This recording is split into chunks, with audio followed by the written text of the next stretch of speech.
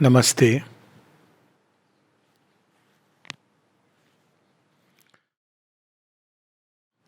So today we enter the penultimate part of the Synthesis of Yoga, the book, The Yoga of Integral Perfection.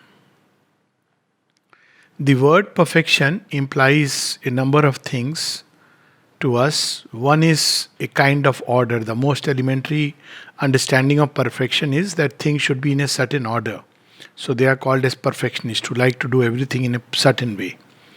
There is another meaning of perfection, and it is lifting any one quality or aspect to its ultimate possibility. Perfection of knowledge, perfection of love, perfection of peace. So, to take it to its ultimate possibility. And the third sense of perfection is a roundedness, where all the different things are together in a harmonious unity. That's what we try to create when we say perfection means order. Basically, what we are speaking of is a harmony, a harmonious totality of things. So, in integral yoga, because nothing has to be left out and everything included in the grand perfection, therefore, in integral yoga, perfection is not merely an accumulation of a set of qualities. The mother says that this is the big problem with human beings, that they reduce divine perfection to a set of virtues. And if you proceed along those lines, in the end, you will eliminate everything possible in the world. But that's not how divine perfection operates. So, ordinarily, the word perfection, what we mean by the word perfection is a mundane human perfection. By that, it means a human being who is ethical, moral, rational, who acts according to a certain kind of discipline and order, organizes his life well, etc. etc. Then the second kind of perfection we have is a religious perfection. Now, mundane perfection is something which is here. One wants to be a person who can connect with the world very well, who manages his own life very well. And the other is the religious perfection, where this life is meant for as a preparation for the beyond. So one leads a life which is a very pious life, life of saintliness, a life dedicated to doing bhajans and simran, kirtan, etc. So that after this one transits to the beyond without need of a visa. One goes through the straight away the diplomatic channel. So this is what is normally understood by perfection. But here in the integral yoga, the sense of perfection is something slightly different. What is implied here is, as Swami Vivekananda said in his famous Chicago lecture, that our basic nature is divine, but it is covered with all kinds of things. So, fundamental nature is divine in every human being, but it is covered by all kinds of distortions, deviations, etc. etc. So, first, the sense of perfection is we must uncover this divine nature. And what is the difference between this divine nature and the ordinary nature in its operations is ordinary human nature acts too much under the stress of the ego, and therefore it generates duality. So it will generate happiness and sorrow, victory and defeat. All this sense is part of the outer nature. But the divine element in nature doesn't act like that. There is a very beautiful line. For example, in Savitri, we see at the root what is true divine nature, and it's described beautifully in the triple soul forces. When we talk about nature and the inferior modes or the three modes of nature, we see that they have a dual movement. One movement which is a movement in ignorance, where we have its plus and minus, but in its origin is beautifully described in the triple soul forces. And when Sri Aurobindo describes the Madonna of might, so he says, I reason not of virtue or of sin, but do the deed that is there in my heart. So it is done without the sense of duality. It is not for victory or defeat, or with this idea that I'll get a name or fame, anything like that. It is impelled to do something which is guided by the divine, under the influence of the divine, and that action is a divinely driven action. So this is what is understood by the true divine nature within us. Meaning thereby, it implies that the three gunas in their operation, the sattva, rajo and tamo guna, they undergo a change. For instance, tamo gun, which right now generates inertia. So that's why when a person is in a state of inertia, one says, I am feeling very lazy and I am feeling very tamas. And tamogun, automatically draws forces of disintegration. That's why when people enter into tamogun, they have a tendency to fall sick. Why? Because nature goes into a mode that now, I just want to, the word is chill, but It draws the forces which it automatically triggers in the environment. Unless it is for rest, it will bring in forces which will start operating. Like people are known who for long time they just are in the bed, their bones automatically become osteoporotic. Even their blood pressure begins to shoot up. Why? Because the body is not being used. So all the forces which can attack towards its disintegration, they tend to start operating. So this is tamogun. But tamogun in the higher supernature is basically a self-existent peace. So when there is a change of nature from tamogun, changes into a peace and calm which remains undisturbed under all circumstances. So from the duality, it recovers its unity. In duality is inertia and movement. But here it's a calm which remains in a state when we are resting and remains when we are operating or even on the battlefield. So this is the difference that comes.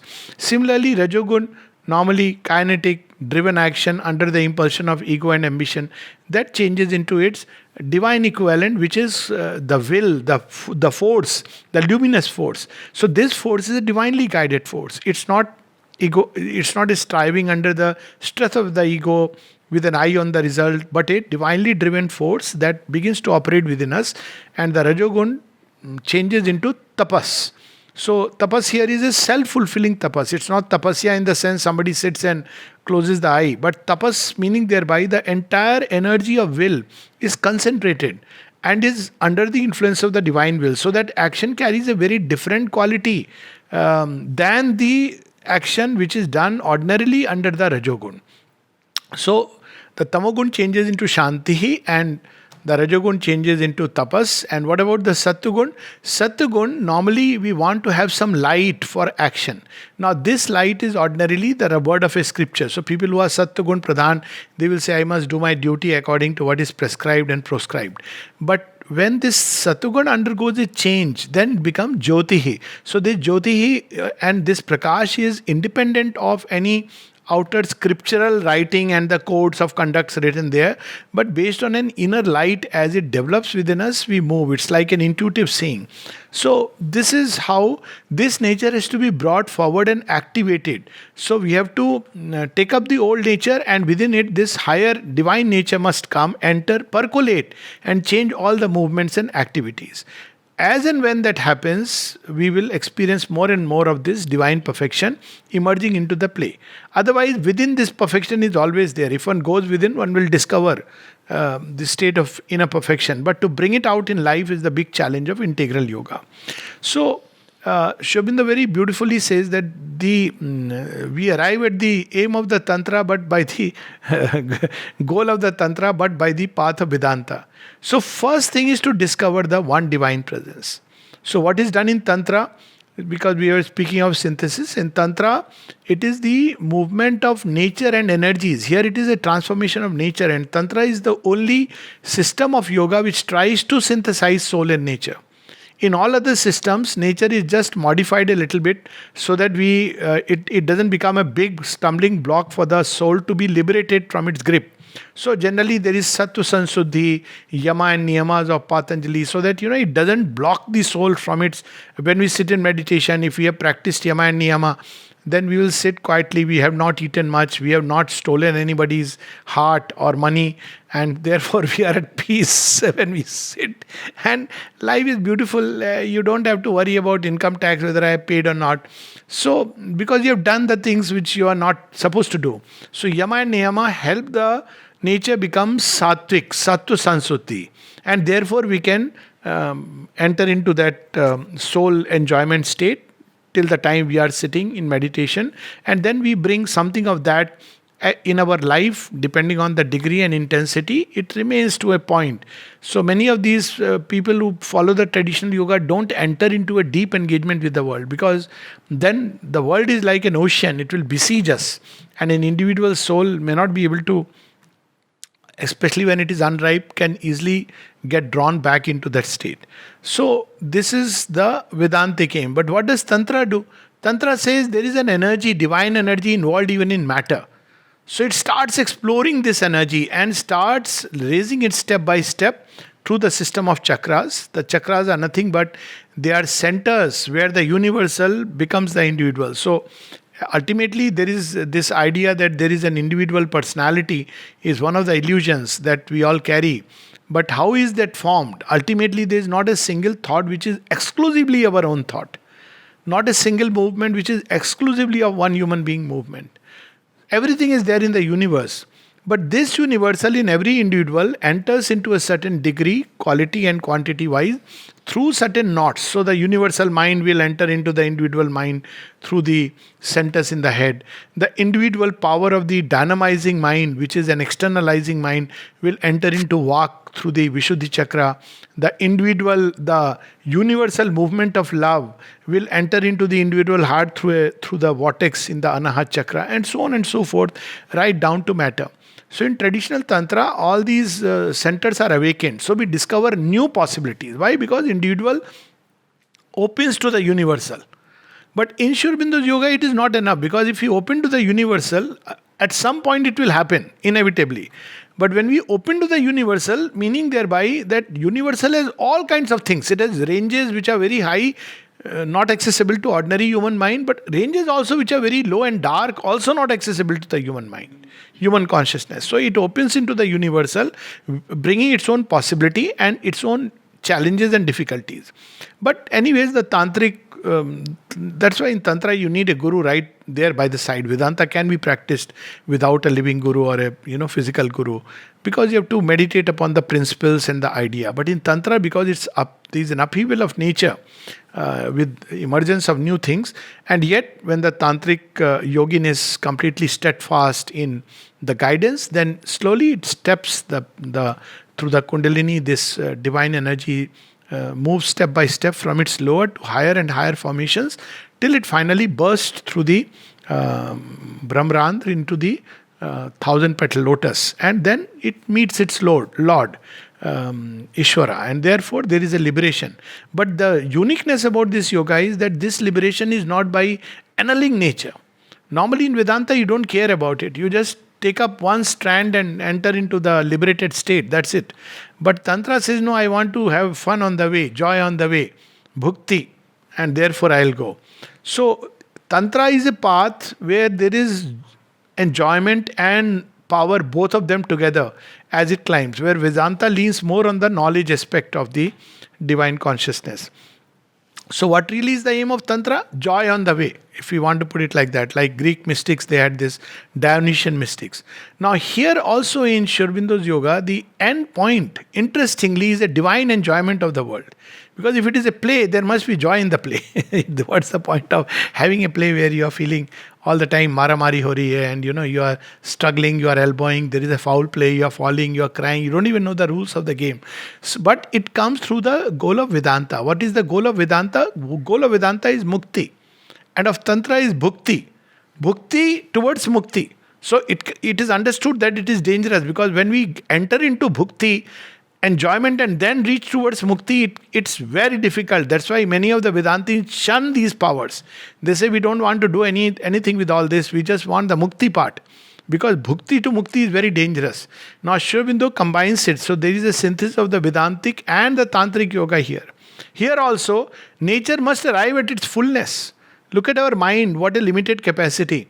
People often complain that they cannot remember things, they cannot put things in order. This is within the human limits to expand it. There are human beings. Leave aside two stories of Sri Aurobindo and Swami Vivekananda, how they could remember Sri Aurobindo's classic stories where friends were playing a card game and Sri Aurobindo was reading a novel, and within half an hour he finished the book and kept it aside. So one of them remarked, hey, so they used to call him Tyagarajan. That's how he was called. You have read it? So he said, yes. Oh, sure, you have read the full thing in half an hour. He said, yes. So randomly, one of them picked up, opened a page and said, okay, tell me what is there. And Sri Aurobindo could recount the whole thing completely, the whole page. So that is the power and it is not an extraordinary power according to Sri Aurobindo. Power of thought reading. When somebody asked Swami Vivekananda, he said, oh, I can teach you in 3 days. But that's not yoga. There is a instance of somebody by the name of Mr. Harkishan who could just remember things. Shakuntala Devi, amazing. So these are powers within the range of human limits, but normally we don't experience it. And yet they are waiting for discovery because they can definitely make life a little more comfortable. Though, of course, all power comes with a rider that, be fit enough to lift the giant bow. Because if you don't, it will fall on your head and crush you. So, Bhima's mace should not be lifted by an ordinary person, because if he tries it, if by chance he lifts it a little bit, in all likelihood he'll be crushed below it. So there is a preparation required of a different kind.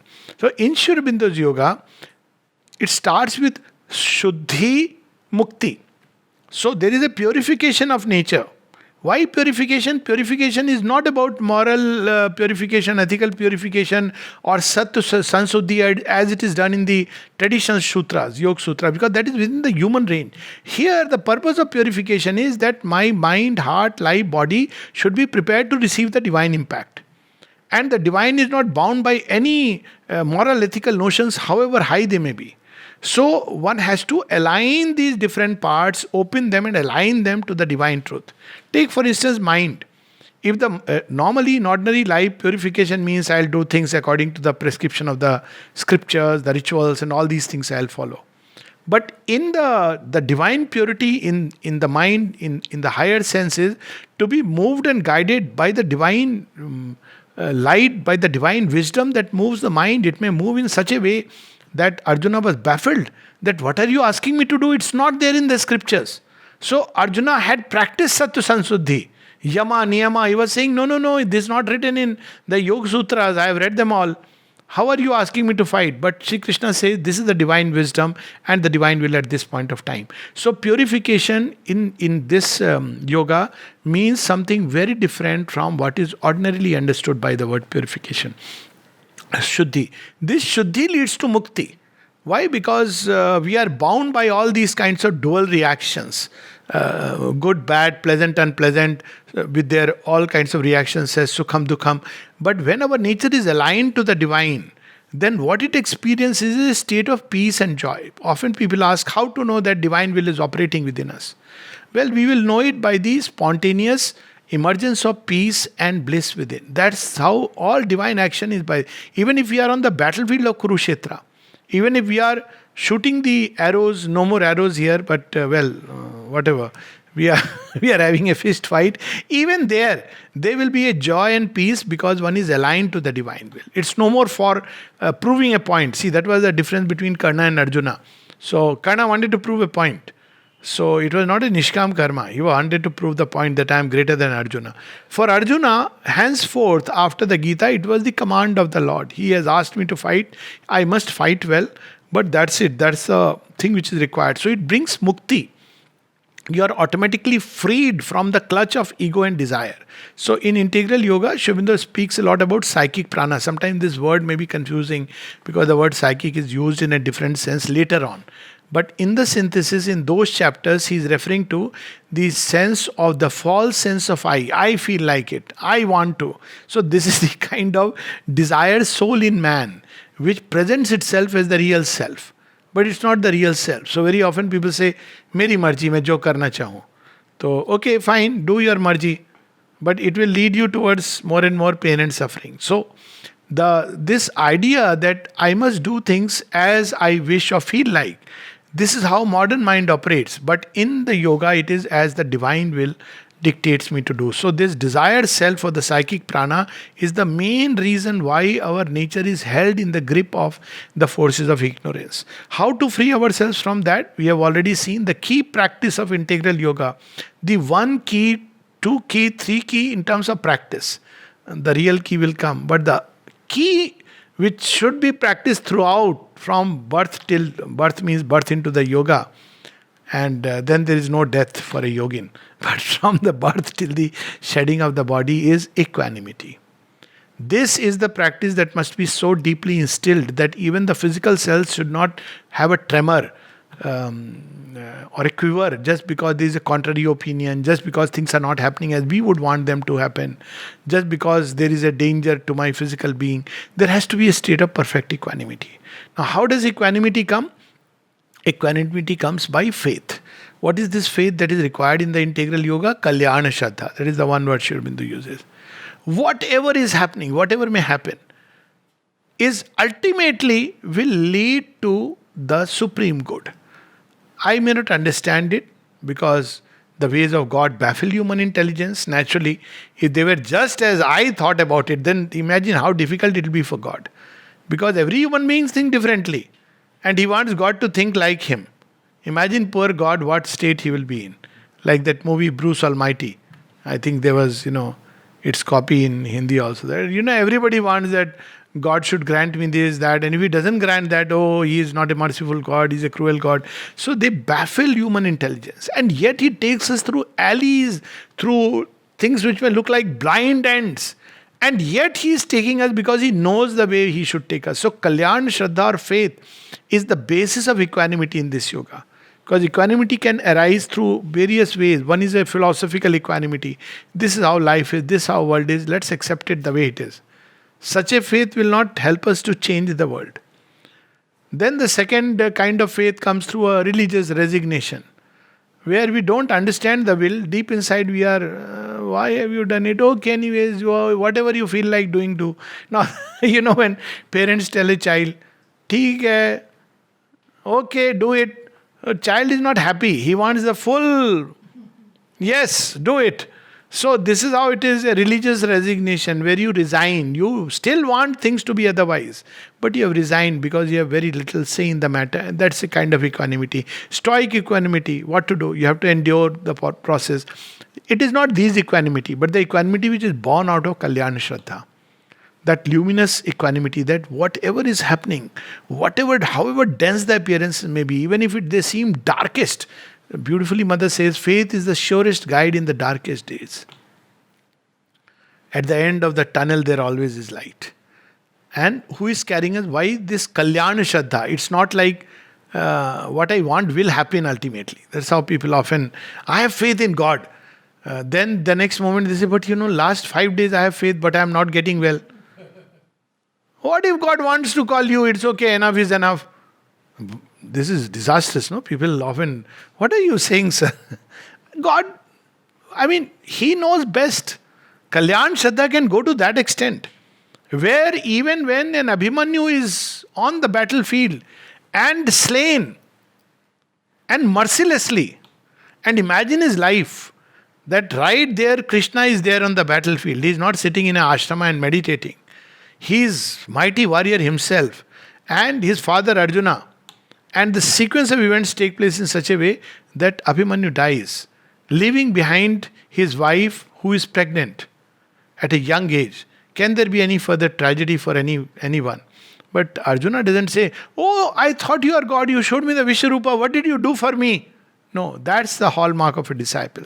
So faith is Kalyan Shraddha. Then one becomes an Arjuna. That okay, whatever may happen. And today we understand, had Abhimanyu lived, he would have lived only for maybe another 50, 60, 70, 100 years. Abhimanyu's death made him immortal. So whenever one has to consider Kirti, it is Abhimanyu, not Arjuna, not Karna. People say brave as Abhimanyu, Shaurya. So his ways are like that. He came for that. He wanted his name to be immortalized, to do such a mighty deed. So this is how Kalyan Shraddha must be there. And this process of Kalyan Shraddha and Shuddhi eventually brings mukti. It's a state of deep inner peace. And in that peace we experience the self, the divine self. It is beautiful. So it can be experienced in a moment as much as in the entire landscape of time. Then, having realized the divine self, the next part starts. Not that they go 1, 2, 3, 4. They go together. But first stress should be to realize the divine self. Then the other two steps. So, Shuddhi, Mukti, Siddhi. Now comes perfection. So, perfection means now that every part of nature must discover itself in fullness. How does that happen? The divine Shakti begins to pick up one part after another. So, it picks up the mind and starts changing it into, the other day somebody was saying in another webinar, mind of light. So when there is a mind of light, the scripture can be kept aside, or it can be read for the joy of it. Mind of light spontaneously has within it an inbuilt scripture which is for you. It's no more like a guidance from outside, but the mind of light shows us it is free, it frees us from the fundamental ignorance. What is this fundamental ignorance? That I am the mind, I am the body, I am the life. No, it shows us clearly who we are. So just as in lower nature, up till now, nature created buddhi. When there is the action of the divine Shakti on the mind, it liberates and creates a mind of light, which is something higher than the buddhi or the discerning intelligence, which was up till now the highest point of nature. So there is the mind of light. So buddhi is something which comes from below. Mind of light is created because the action of the divine Shakti on the mind. So there is a difference between the two. And then it will create the vak, the power of thought, the power of word, the power of speech. It is no more the ignorant speech which is trying to, okay, there is God, there is world, and how are they mixed up, making diagrams, supermind above, overmind, higher mind, illumined mind, they are into them. It doesn't work like that. Because everything is everywhere. It's a different dimension altogether. So all this knowledge comes spontaneously and expresses itself in terms of speech. So this is the purification and the power of the instrument. Sri Aurobindo deals with it at great length. So there is all speech as becomes a Veda, to put it that way. So this is how this instrument releases its own powers. And if somebody practices it, it can go to an extent. That's how one understands the word of the rishis who had tried to get this illumination in the mind, that somebody who has practiced speaking truth, then whatever he speaks becomes true. So when this, now here it's not through an outer practice, but because there is a liberation of the power of speech, then the speech naturally chimes with truth. What is spoken becomes like a tathastu, because it is chiming with truth. Then comes the perfection of the heart, the siddhi of the heart, where all the different baffled emotions, struggling emotions, morning I am happy, evening I am sad, night I am down the dumps, then again early morning, it's a lovely day, raat gayi, baat gayi.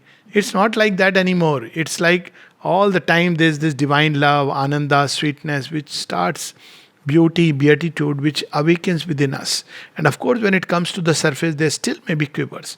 But deep inside, it's always there.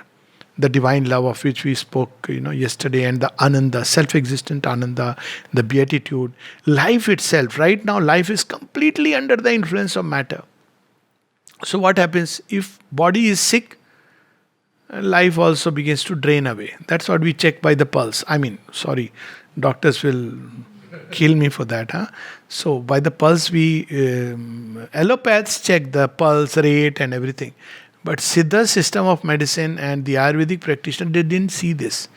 They would hold the pulse and they would say, Nadi kamzor hai. Meaning thereby that the life energy is not flowing as it should be. And it's not difficult to develop this art. So Nadi kamzor hai. The other day Mahabharata episode they were saying. Nadi kamzor hai. But if the power of life is now, it changes into a luminous force of the divine, then even if the body is in the most decrepit state, this power will impose itself and keep the body alive till its deed is done. That's the secret of Shikhandi. Because the power of life is now no more in the grip of the body, but is the master. Not only master, it has opened to a universal vital energy and is lifted up. So what happens with such a life force? Healing becomes so much easier. We can direct this prana into whatever spot we want healed. We can, through this prana, reach out to far and distant spaces. This prana can enter into the universal prana and create a kind of cosmic envelope, if we like. That's how, what did mother say? She said, in the ashram, you cannot live without breathing my atmosphere. And she said, my atmosphere extends in the subtle physical right up to the lake, which is about 10 kilometers. So this Shakti will also liberate the physical of its limitations.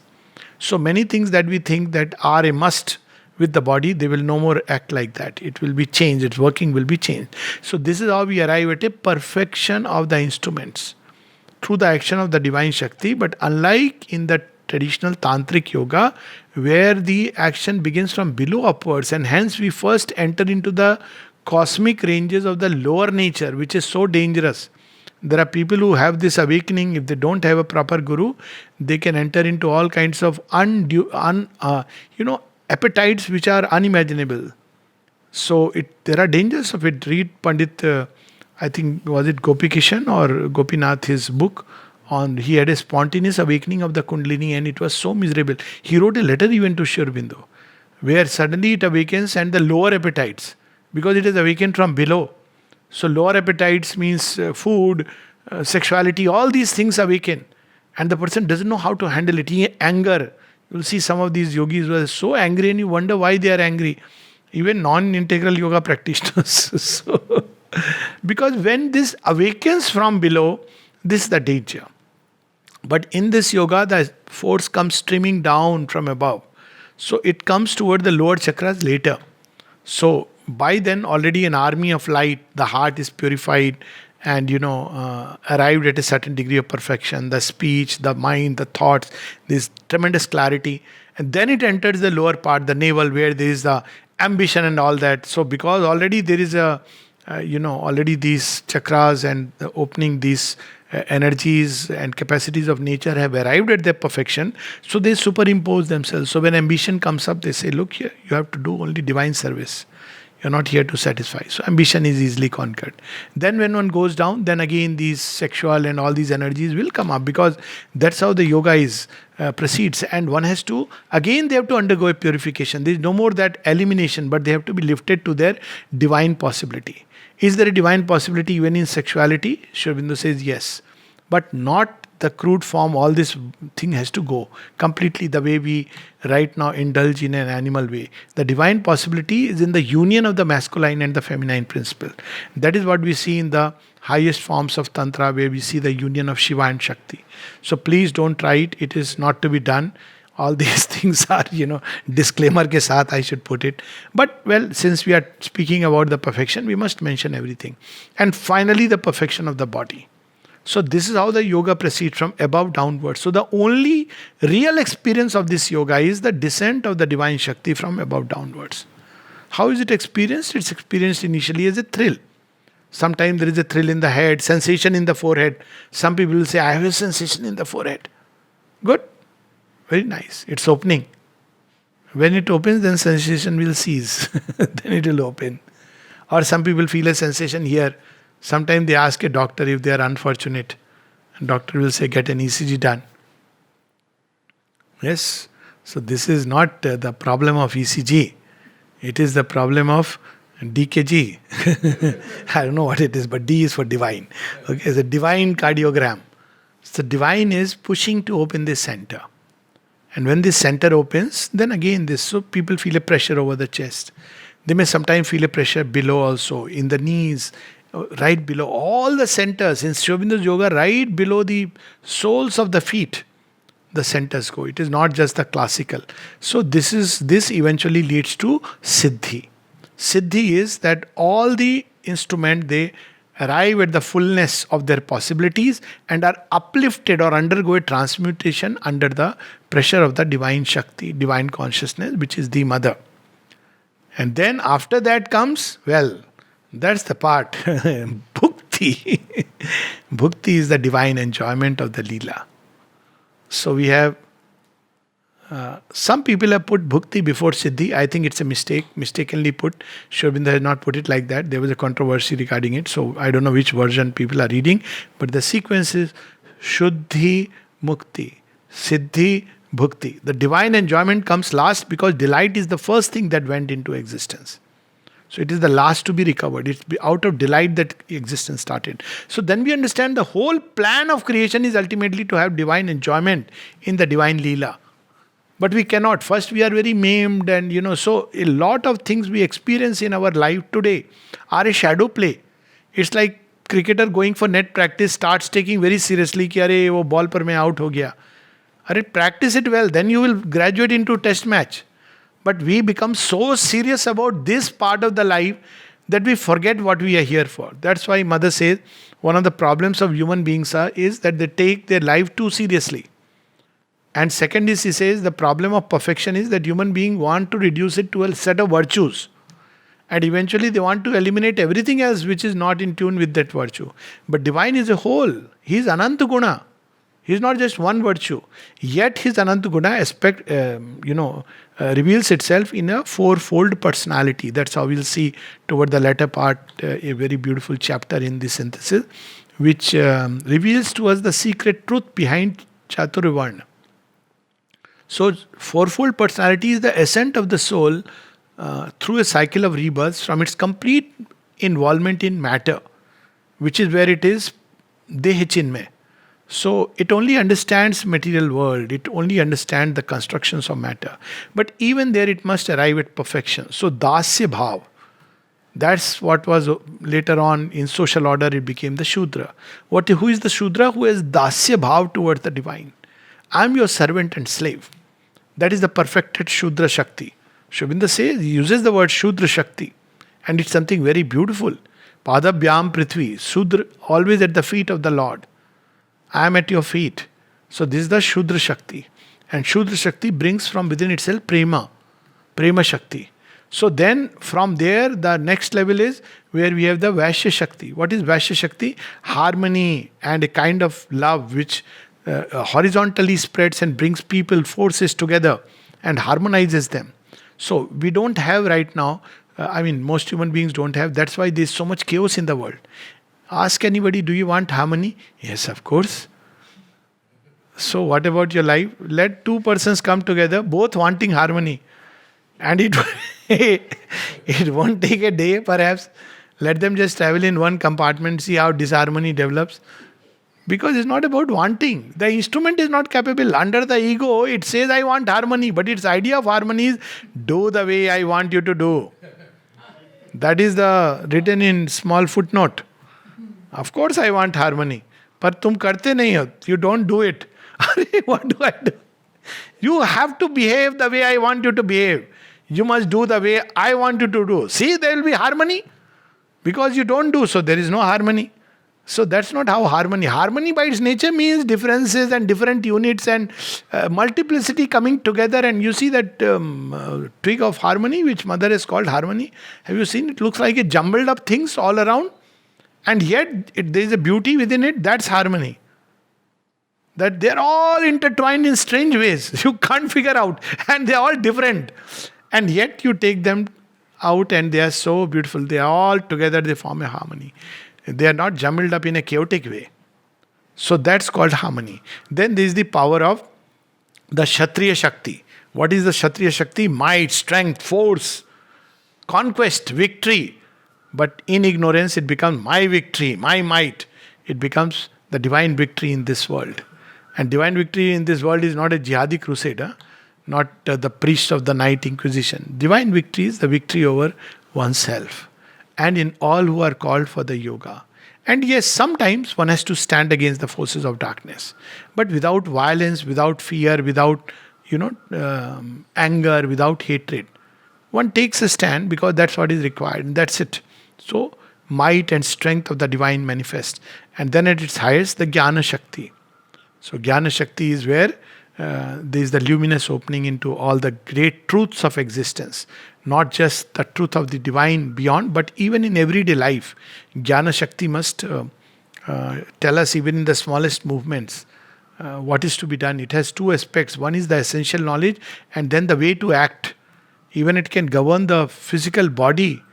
Where you have to go, how you have to, everything it can govern, Jnana Shakti. So in an integral yoga perfection, all this fourfold personality must come together and create a harmonious synthesis. So the yogin of the integral yoga is not just a wheelchair, armchair person sitting in meditation and saying all is Maya, all is Brahman, all is Leela. No, integral yogi goes out into the world. He is at once a power of knowledge operating in the world, bringing light where now there is darkness.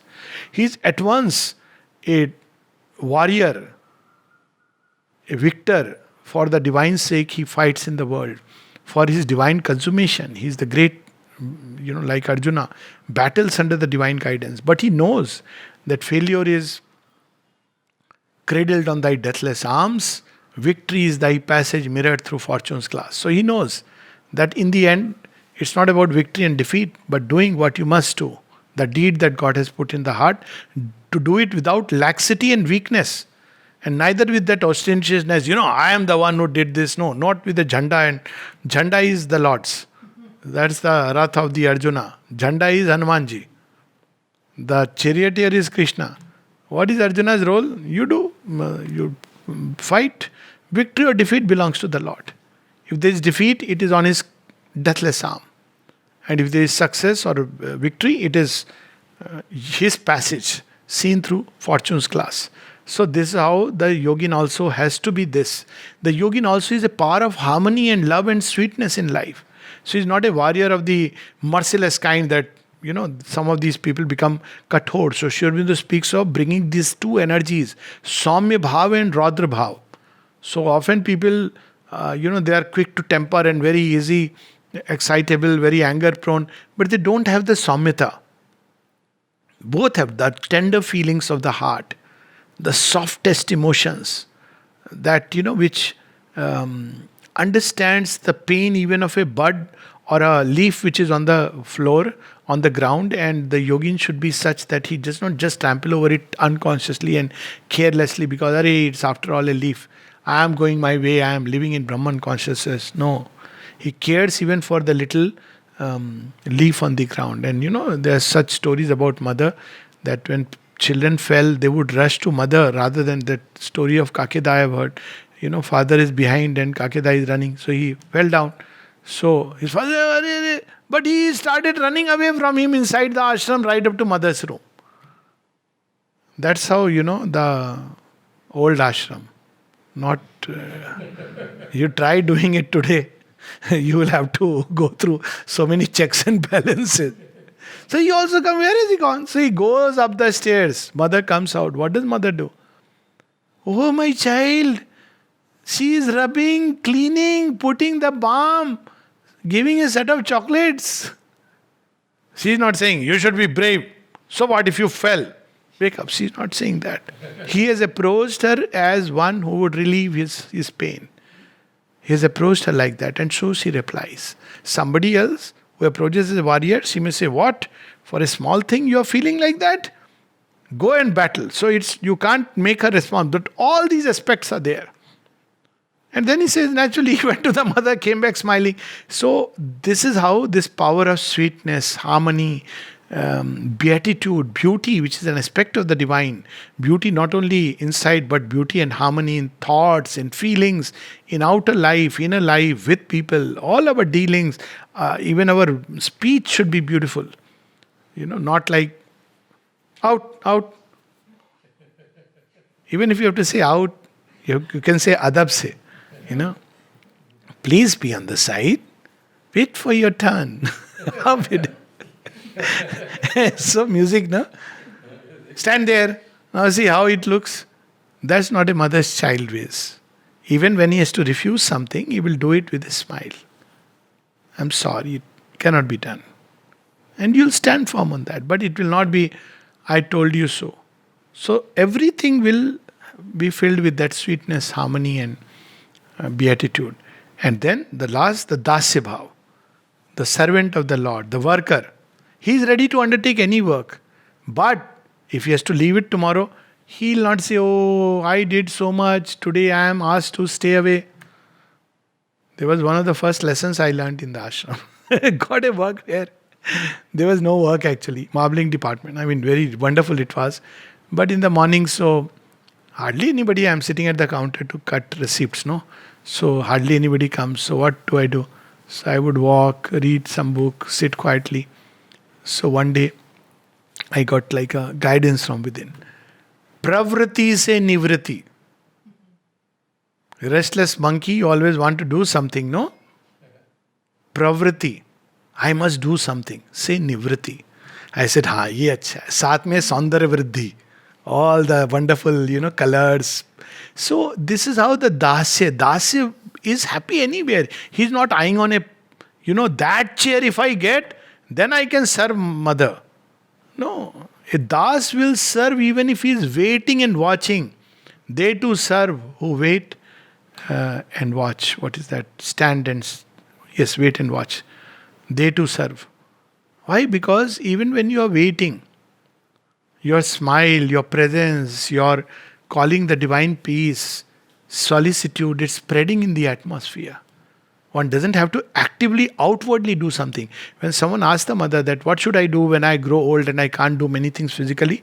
She said, that's the best time you can do something which others don't do. What is it? Call the divine. Call me. Milton, no? So call me. And that's the thing which, I'm sorry, that was a cross connection. Cosmic consciousness, no, leave it. So it was like to call the divine presence.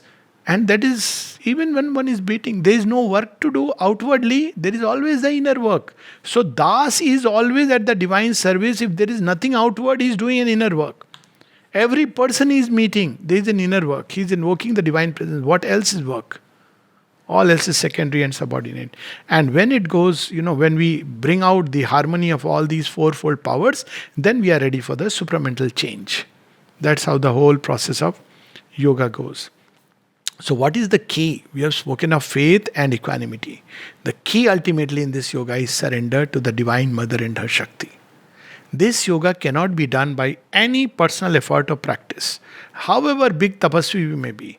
Surrender to the divine and infinite mother is the first, the middle, and the last consummation of the yoga.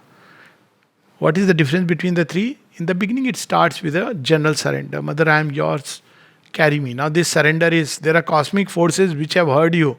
Oh, you made the surrender, huh? Okay. So they will come and tease you. Dekh, there is surrender. So that is the time faith will come at your aid. Yes, see? Trust her. So faith, trust, confidence, surrender. Then you'll say, okay, mother, this too is yours. This appearance is yours. This inner movement is yours. This event is yours. Then slowly this surrender begins to become the path. Meditation is a surrender. Work is a surrender. Sleep is a surrender. Waking is a surrender. And that surrender slowly graduates into obedience of the divine. Surrender is not just a passive state. It's a state where I want to do what you want me to do. I don't want to be moved by my self-will. So the instrument also undergoes a change. In the beginning, there is the sense of separate instrument helped time to time by the divine power. Next step, the instrument begins to merge in the divine power. One is constantly conscious of the divine Shakti pouring. And in the third, tu hi tu, main na rahun. So that's how there is no sense of I, the doer. There is constantly the divine power which is doing what it needs to do. So this is how the whole yoga progresses. Starts with surrender.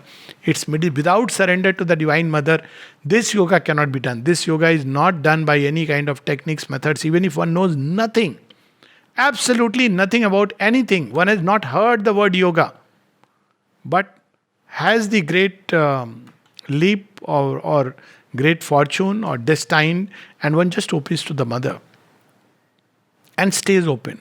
One will arrive at the final consummation of the yoga. Sri Aurobindo's letter.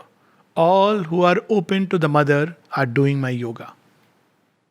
So this is the final word, and see how this final word is similar to entire Gita. After all the 18 chapters, Sarva Dharman Parityajya Mamekam Sharanam Raja. It starts with Shishyasteham Sadhimam. And then it says, tell me what I should do. I want to obey you, obey you. At the end, he says, he teaches him the entire history, geography, and science and mathematics, and occultism and spirituality. Everything Krishna teaches. It's very smart.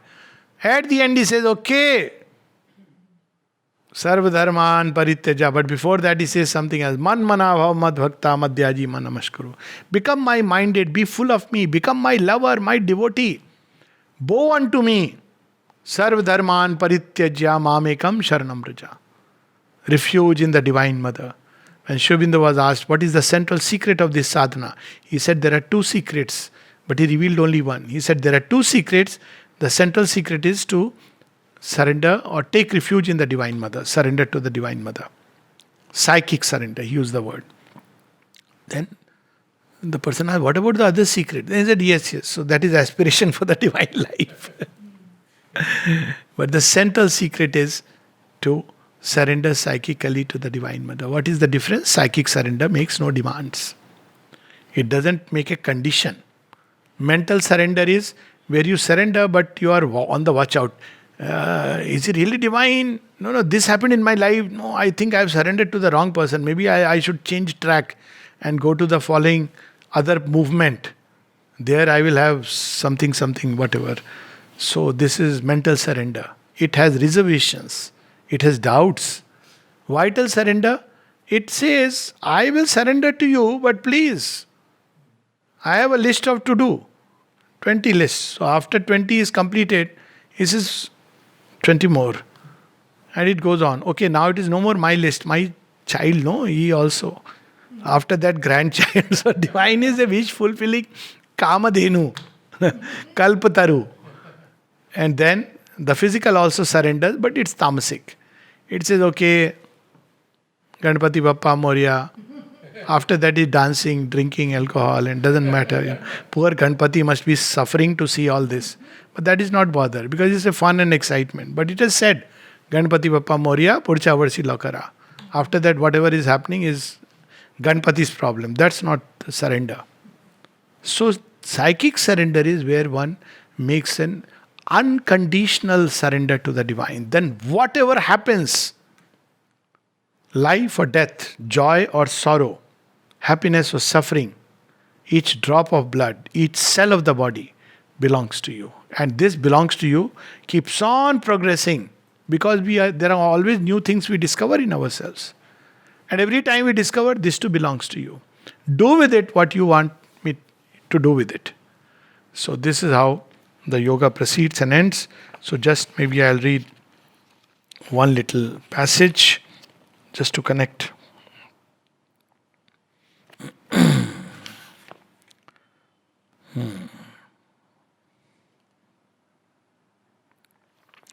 And it comes about the workings of the divine Shakti, which perplexes the human, baffles the human instrument. Incidentally, people often say that, the mother, first time Sri Aurobindo revealed the four aspects of the Divine Mother in the book The Mother. No, it is in the synthesis. But the book The Mother came out first time after the, Arya, where he talks about the mother and four aspects. But it is in the synthesis. Toward the end, Divine Shakti, where he speaks of Divine Mother and the four aspects. The faith in the divine Shakti must be always at the back of her strength, and when she becomes manifest, it must be or grow implicit and complete. There is nothing that is impossible to her, who is the conscious power and universal goddess, all creative from eternity and armed with the Spirit's omnipotence. What are we speaking? What is impossible to her? All knowledge. That's how people say, oh, I am a gone case. Oh, if you are a gone case, don't worry, he has treated much worse than us. All this, I am fit, unfit, all these are egoistic, thoughts. I am fit, I am unfit. Hare, jisko lena hai, usko decide karna. You have decided by yourself. He has other criteria, unfortunately. He makes the fit people who think I am very fit. Why? Because I am physically fit, I am emotionally strong, I am a great intellectual, I am fit. And the divine says, please, you are too fit for me. The problem is you have no weakness. So what will I do with your fitness? And somebody says, I am a bundle of defects, but I want you. Come in. You are the fit. So our idea of fit and unfit is so. Those who are too satisfied with their so-called humanness. All knowledge, all strengths, all triumph and victory, all skill and works are in her hands, and they are full of the treasure of the Spirit and of all perfections and siddhis. She is Maheshwari, goddess of the supreme knowledge, and brings to us her vision for all kinds and widenesses of truth, her rectitude of the spiritual will, the calm and passion of her supramental largeness, her felicity of illumination. She is Mahakali, goddess of the supreme strength, and with her are all mights and spiritual force, and severest austerity of tapas, and swiftness to the battle and the victory, and the laughter, the attahasya, that makes light of defeat and death, and the powers of the ignorance. Of defeat and death, he says, what is it? You want to slay me?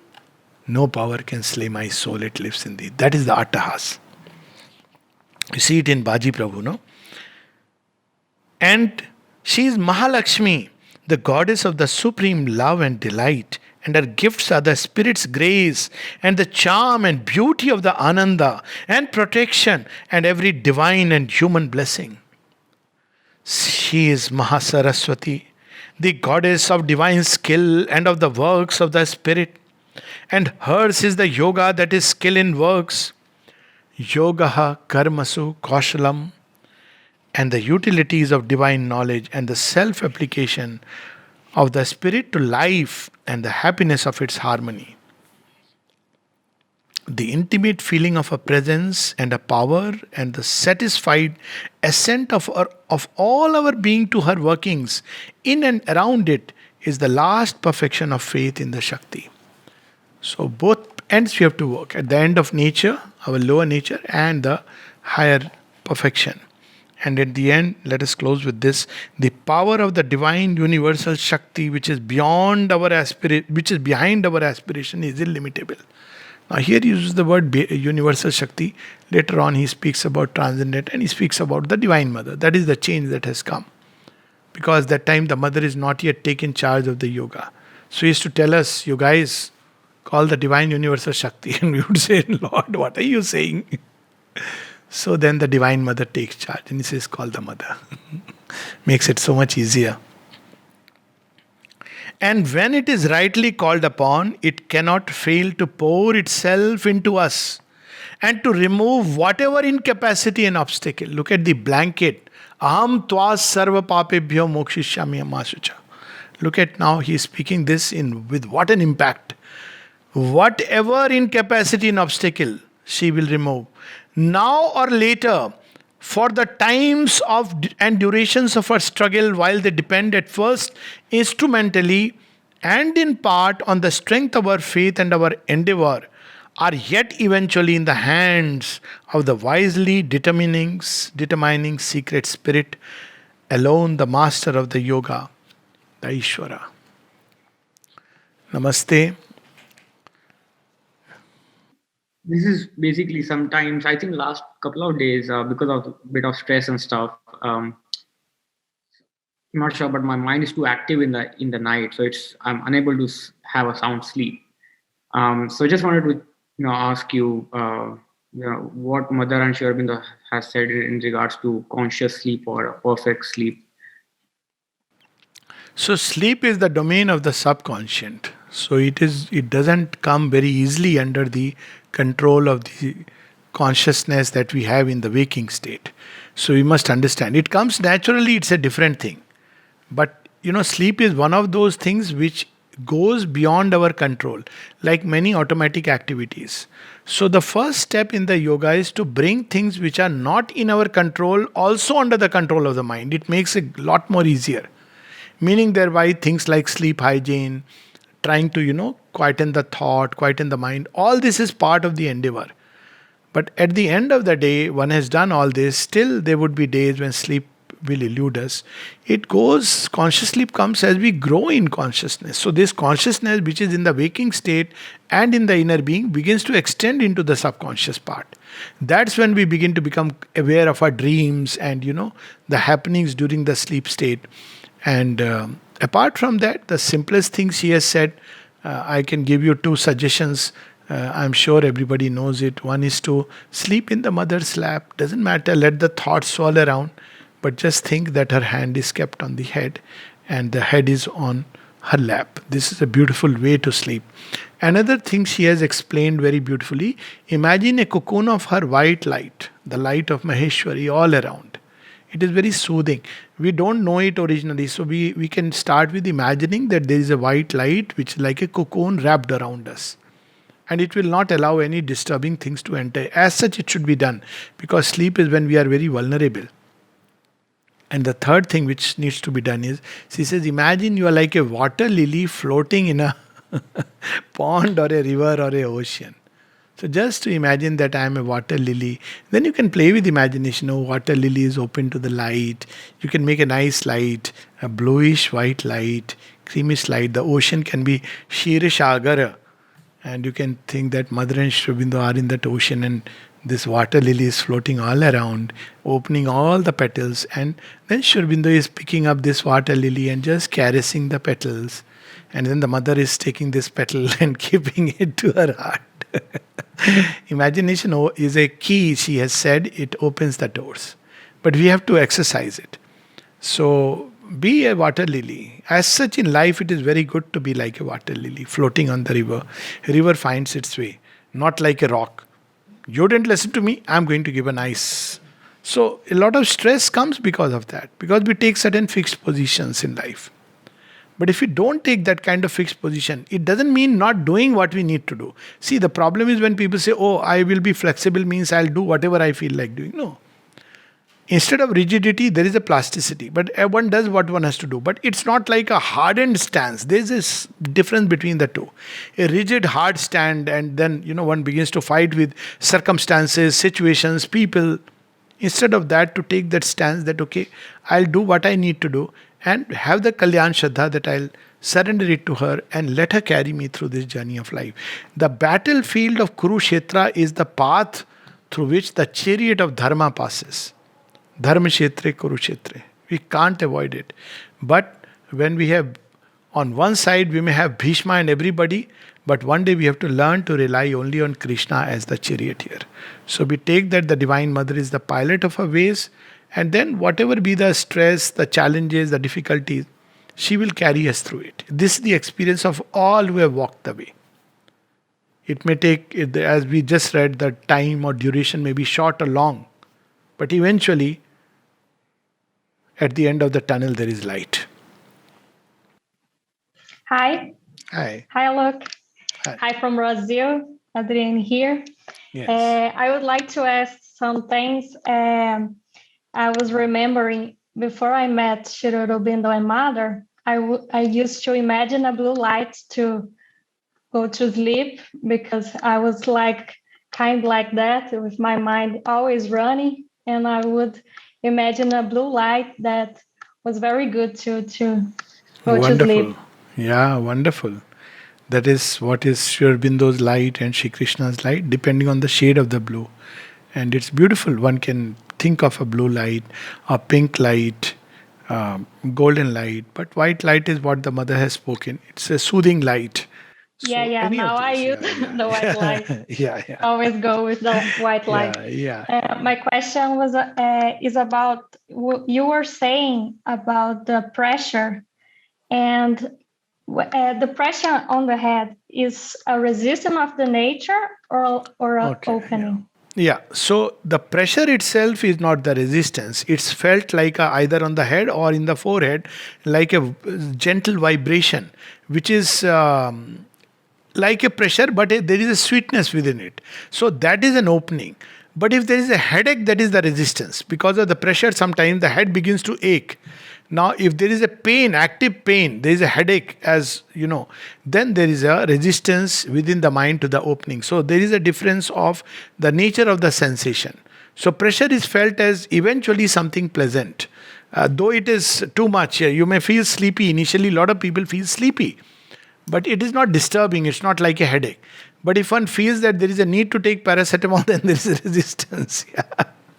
Yeah. No, always when I reading Mother, I'm feeling this pressure. Oh, wonderful. And also the warmth in the heart I felt all the time. Yeah. Also, and unrelated question, I don't know, but 2 months ago when I had the COVID, I felt when I was relaxing and let Mother cure me, a sinking pressure, like something was pulling me downwards.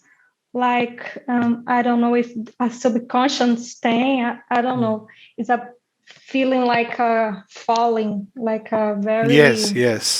Yeah, I don't know how to explain exactly. That's the action of the adverse forces. They try to pull us downward, and COVID is one of their one of the weapons through which they. But more than COVID, it was all around there were suggestions. But anyways, once it's entered, Sri Aurobindo gave a remedy for all kinds of influenza. I take it like that. It was given actually for influenza. COVID is one form of influenza.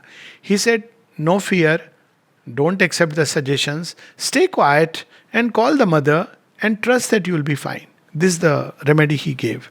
And I've seen it works well. I'm sure it worked well in you also, obviously. So wonderful. Yeah, wonderful. Were so great, and mother always with me, and everybody against like take medicines. I don't. So I isolated myself from my family, everybody, and let mother Yeah, yeah, deal with me. It was fine. yeah. Thank you very Thank you. much. Thank you. Yeah. When you said, when you were talking about being sensitive towards, everything around you, be it an animal or nature or any whatsoever. So this reminds me of a kind of a Jainism kind of a attitude, which is so sensitive towards it. But Yes, sometimes, yes. sometimes I don't know. I have had this kind of a feeling, even when I was a child, when I was not exposed to this higher wisdom. Okay? So there was a kind of feeling when I used to see some ants or some kind of Yes, insect. yes. I used to feel that, oh, you can do much better if you become a human being. Yeah, true. I used to feel like even if it is crushed, it is fine. It's not necessary to always be so aware of, not like I had some Jain friends. So then I used to see that during Diwali or even in their regular life. Yes, so there is a difference between doing a thing ritualistically and mechanically to conform to a group life and the thing emerging from within. Like I'll give you an example. Now, one is where I don't hurt life because it is a kind of principle written in my books or wherever. And the other is where even to a door, there are people who push the door where they, even material objects now, even they are conscious. So somebody who is awakened within will be very conscious in dealing even with material objects. So there is a world of difference between doing a thing ritualistically and mechanically as an obligation, as you rightly said, and between within a change within because of which we do it, because that's how our consciousness is operating. Certainly there is a difference. Yes. Thank you, Anupam, Thank you. Thank you. so much. Thank Okay. you, Thank you. everyone. Gratitude. Yes.